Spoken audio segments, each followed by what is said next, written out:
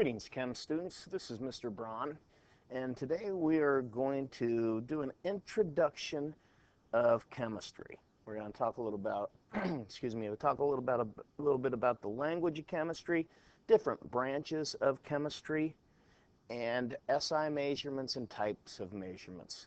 So let's go ahead and get started with the language of chemistry. Elements.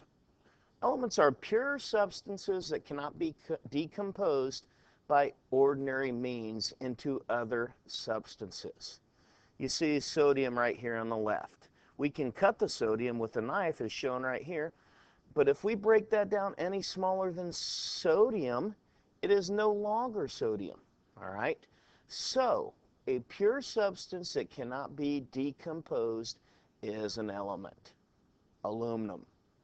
Here is bromine gas. All of these are different elements. These elements are on what we call the periodic table of elements. I passed out earlier in the year to you periodic tables. It gives you the name of the element and certain things, the atomic mass, the electron configuration, okay, electronegativity, etc., etc., etc. These periodic tables have a plethora of information on them. How many elements do they have on them then? Well, 117 elements have been identified, 82 of which are naturally occurring on Earth. Examples of those: gold, aluminum, lead, oxygen, carbon. 35 of the elements are man-made elements. They have been created in a laboratory. Okay? Americanium, okay, seaborgium are just a couple of elements that are man-made elements. If you look at this periodic table right here, okay, this one in the middle of the periodic table is Dmitri Mendelev's periodic table. Mendeleev was credited with inventing the periodic table. What he did is he took some cards and he tried to look at similarities between the different elements. We'll talk more about Mendeleev and his periodic table in a different unit. We're also going to talk about these things later on: metals, metalloids, nonmetals, and where they are at on the periodic table. Now, as I switch this slide here, you're going to see a cleaner version of Mendeleev's periodic table right there. So this is a cleaned up version. Looks a little bit different than the periodic table that we have now, but nonetheless, there were a lot of similarities with what Mendeleev did in the periodic table we have. Branches of chemistry. Many major areas of study are specialized for chemistry. Okay, there are several different opportunities for careers. And, you know, these branches of chemistry are used in many, many, many different occupations. The first one we're going to talk about is organic chemistry. It is the study of matter that contains carbon. So organic chemistry relates to carbon. An organic chemist would study the structure, function, synthesis, and identity of carbon-containing compounds. Okay, very useful in the petroleum industry, pharmaceuticals, you know, to the drug companies, polymers. Now, if organic chemistry is chemistry containing carbon, what is inorganic chemistry?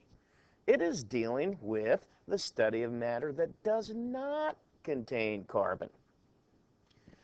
Inorganic chemists study the structure, function, synthesis, and identity of non-carbon containing compounds.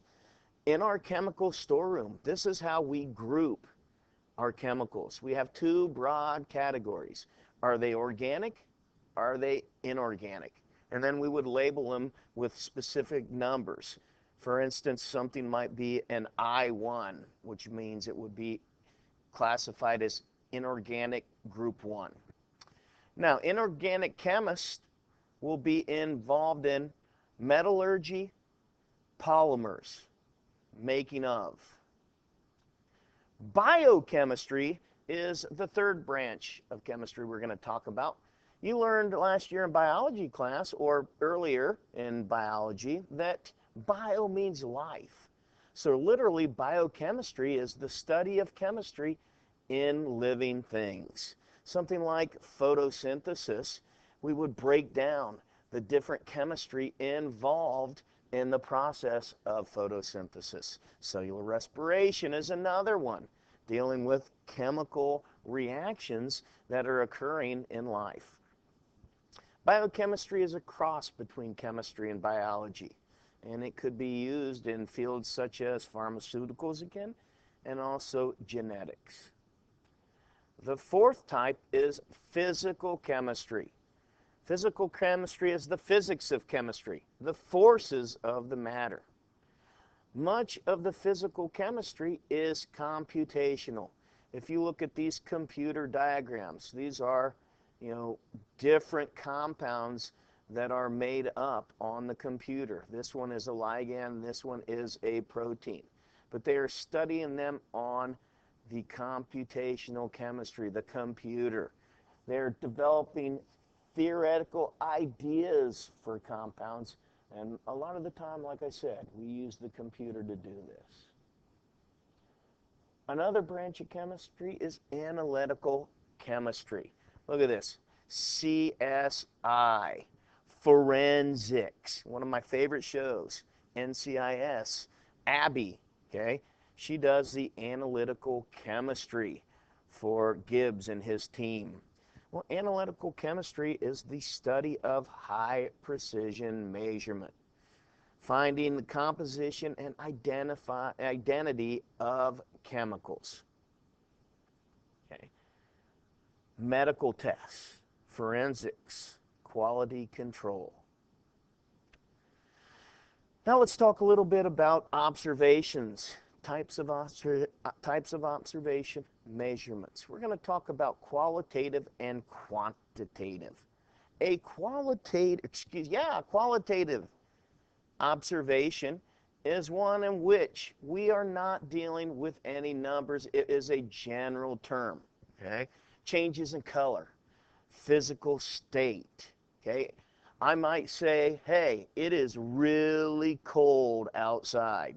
That's a qualitative observation because it doesn't tell me anything about how cold it is. Something might be cold to me, but it's not cold to you.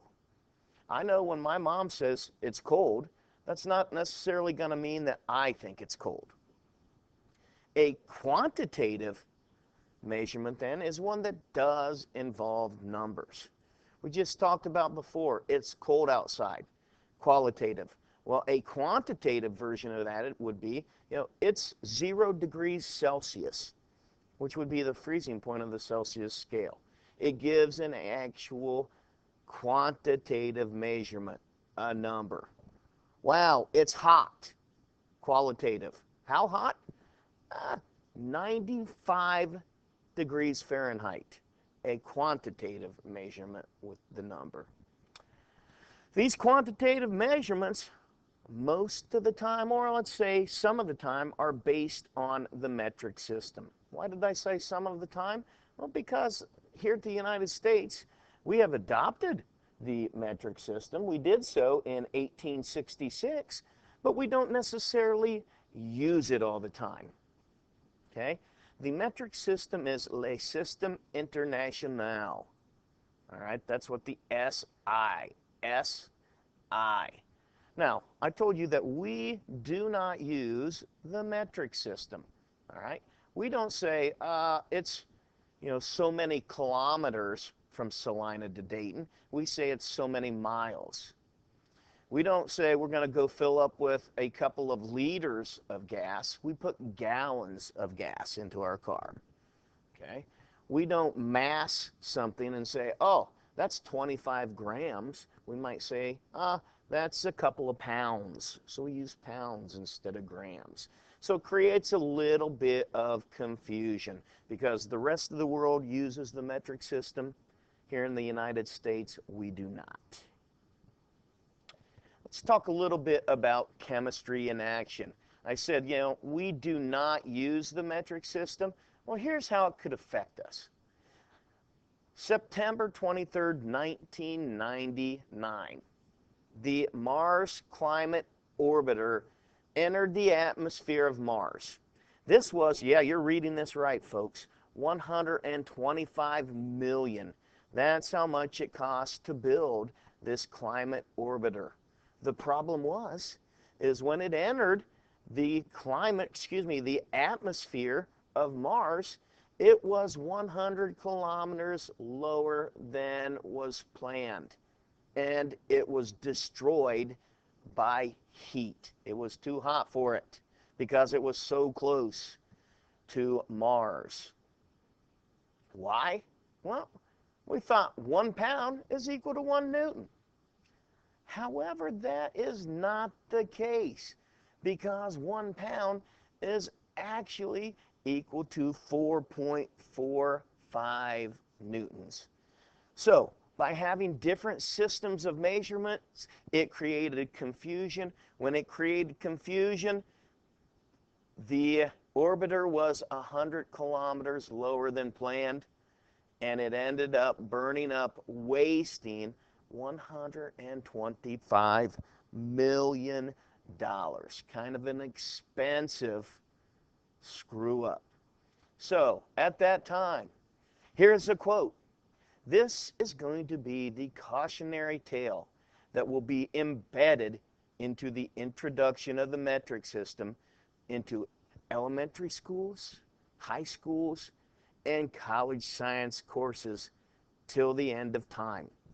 This $125 million mistake is going to lead us into the usage of the metric system. Well, I don't know how true that is, folks, because we still are going by our old system. And this is what, 17? So we're 18 years later and still have not converted to the metric system. This is Mr. Braun. Chemistry. Have a great day.